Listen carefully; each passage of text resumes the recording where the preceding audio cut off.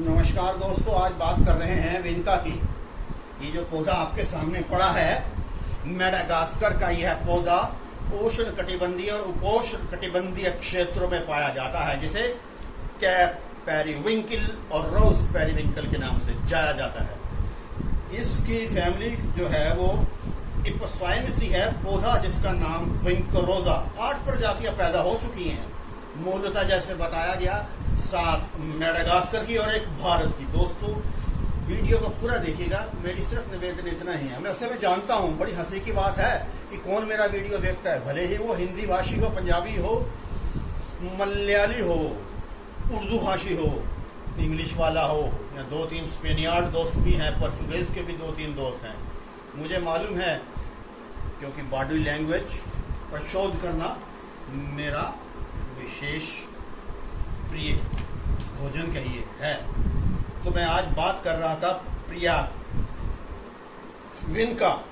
ये श्रब भी कह सकते हो, झाड़ी भी कह सकते हो। 12 महीने इसकी खेती की जा सकती है। दोस्तों खेती या इसको पौध लगाने के पूर्व इसमें सब कुछ कैसे लगाया जा सकता है आपको तो मालूम है, लेकिन आप बंधो मधुमेह तक इसको सीमित रखते हैं, लेकिन ऐसी बात नहीं है। मधुमेह तो के साथ हाइपरटेंशन यानी कि उच्च रक्तचाप, जुकाम, साइनोसाइटिस, एलर्जिक राइनाइटिस, आंखों की जलन, muscular dystrophy, pain, neurological pain यानी कि जैसे शाइटिका पेन, नक्सीर, स्कर्वी, मसूड़ों के खून आना, मुंह के छाले, फेरेंजाइटिस, लारेंजाइटिस, गले का पक जाना, गले का इन्फेक्शन, टॉन्सिलाइटिस, इन सब में ये रामबाण औषधि है। दोस्तों इसके तो बाहर इंजेक्शन भी बनते हैं। इसका पाउडर आज की डेट में $1000 पर किलोग्राम है, 1 लाख किलो। हम इस बेचारे को इतनी इज्जत नहीं देते। 100 से ज्यादा एल्कलॉइड्स इसके अंदर हैं, जिसे कि हम क्षारीय तत्व कहते हैं। एल्कलॉइड्स क्या हैं दोस्तों? यह नाइट्रोजन कंटेनिंग बेसिस हैं। जैसे पौधों को नाइट्रोजन की, ऑक्सीजन की जरूरत होती है ना, ये पूरा भरा पड़ा है एल्कलॉइड से। 100 से अधिक प्रकार के कैंसर विनका यानी कि इसके जो में मौजूद एल्कलॉइड से प्राप्त किए जा सकते हैं। 100 से अलग प्रकार के कैंसरों पर शोध हो चुका है। हैरानी की बात यह है, इसके अंदर जो 100 उसमें से 70 एल्कलॉइड्स केवल पत्तियों से प्राप्त हुए हैं।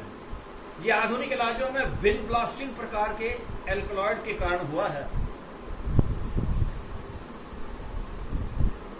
जो पौधों की नई पत्तियों से निकाला जाता है, इनकी पत्तियों में विंड ब्लास्टिन और विंक्रिस्टिन, जिनका कैंसर रोधी शक्तियों में इन्फ्लाम किया जाता है, एंटीफिब्रिक और हाइपरटेंसिव रसायन है। यूरोप में इसकी जड़ों को दवा के रूप में इस्तेमाल किया जाता है। जब जड़ों की बात आई तो दोस्तों ब्रेन की जितनी भी बीमारियां हैं, जिसके अंदर न्यूरोलॉजिकल और साइटिक दोनों डिजीज हैं। न्यूरोलॉजिकल में एंजाइटी आ जाती है, इसमें डिप्रेशन आ जाता है, मैनिक आ जाता है, सिक्सोफ्रेनिया आ जाता है, फिर इपिलेप्सी यानी कि मिर्गी, ग्रैंड माल और पेटिट माल, महिलाओं के कई प्रकार के मानसिक रोग जैसे हिस्टीरिया के लिए भी इसकी जो जड़ों का जो इस्तेमाल किया जाता है। एक अल्जाइमर्स डिजीज होती है, ब्रेन सेल वीक हो जाते हैं, इंसान भूलने लगता है, जिसे सठिया जाना कहता है। हैरानी की बात है, जो एल्जामालिसिन एल्कलॉइड है वो उसी के नाम पर है, जिसका रक्त कोशिकाओं की कौम में बढ़ता किया जाता है। ल्यूकीमिया, बच्चों के ल्यूकीमिया जिसे कि ब्लड कैंसर कहते हैं, इसकी दवा बहुत महंगी पड़ती है। जैसे मैंने बताया 20 टन पत्तियों से सिर्फ 10 ग्राम दवा हासिल किया जाता है। केवल और केवल अमेरिका के जीए स्वेडा ने ही एल्कलॉइड निकालने की तकनीक का विकास किया है। भारत में प्रचुर मात्रा में होता है, दुनिया का 15% विनका, लेकिन एक्सपेरिमेंट के मामले में हम 0 हैं। पेशाब बढ़ाने वाला, दस्त रोकने वाला, घावों को भरने वाला, जैसे मैंने बताया ये बहुवर्षीय शाकीय पौधा है। इसकी 3 प्रजातियां हैं। गुलाबी पंखड़ी वाली, जैसे दोस्तों आपके सामने ये पड़ी है, सफेद रंग के फूल इसके बीच में कहीं हो, वो और सफेद फूलों के बीच में गुलाबी, बैंगनी व मखमली मौजूदगी। सदाबहार जैसे मैंने बतलाया, इसके गुण भारत का एक संस्थान है दोस्तों, लखनऊ में केंद्रीय औषधि और सुगंधीय पौधा संस्थान, उसने इसकी किस्म निर्मल निकाली है, जो पैदावार देती है उसमें ई बैंक, कॉल रोट और जड़ सड़न रोग नहीं लगते। ये मैं आपको आगे बताऊंगा। इसके अंदर रोग भी लगते हैं और कीड़े भी लगते हैं। कुदरत का कोई ऐसा दस्तूर नहीं है, कोई ऐसा पक्षी, क्षमा कीजिए, कोई ऐसी वनस्पति नहीं है जिसके अंदर वो हमारे बागों की शोभा बढ़ाए, उसमें कीड़े या बीमारियां नहीं लगती। भारतीय बागवानी संस्थान बेंगलुरु ने उसकी 15 नई किस्मों का 15 नई आविष्कार किया है। हालांकि वो 8 प्रजातियों में से ही निकला गया है, जो कि 7 मेडागास्कर और 1 भारत है, उसके ही फैमिली या कुल में से आगे ये किया जाता है।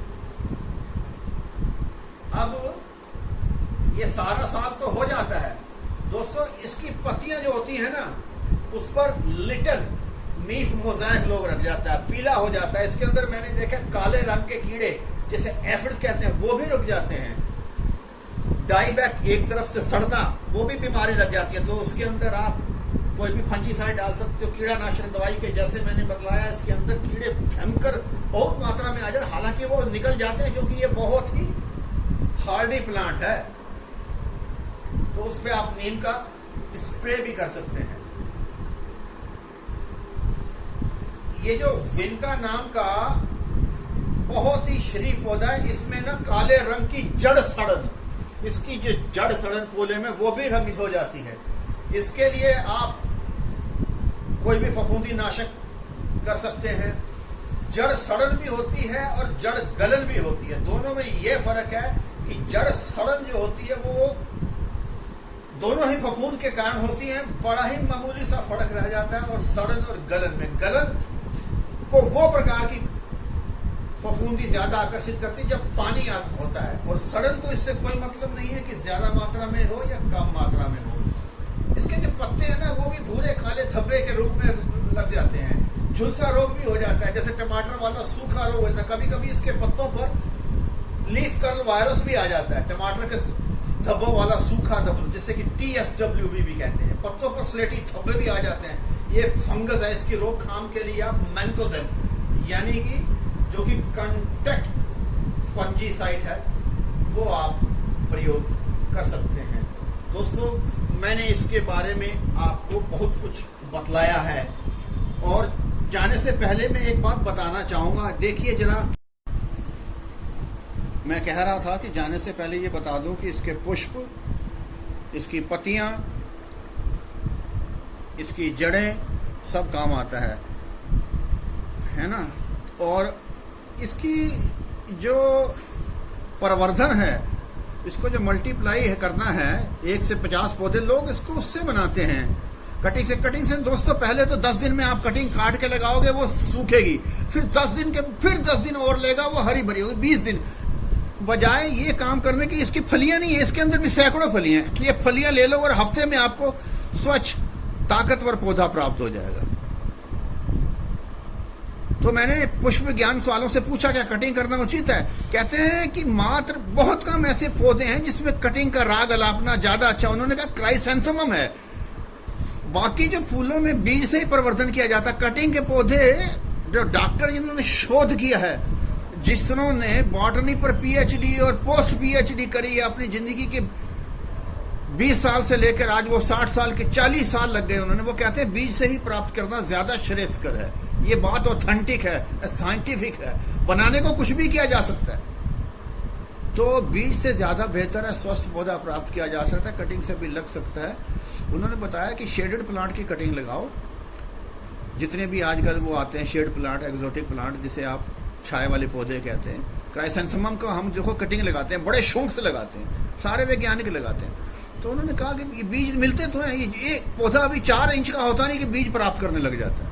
तो जब बीज हैं तो उधर क्यों जाना, है ना। तो दोस्तों जाते जाते एक बात और, आज के मौसम में ये ततैये, ये दीमक, ये जो है काटने वाले इंसेक्टिसाइड बड़े हो जाते हैं गर्मियों में। इसके जो पौधों में भी बड़ा जबरदस्त चीज है, इसके पौधों का रस रगड़ते रहिए। लोग बजाय चाबियां छल्ले लगाने के, लोहा लगाने के, ये एक चमत्कारिक औषधि है। इसको भरपूर लगाइए, भरपूर प्रयोग कीजिए। उम्मीद है जानकारी से परिपूर्ण यह एपिसोड आपको अवश्य पसंद आएगा। बहुत धन्यवाद। हृदय में बसे प्रभु को नमन।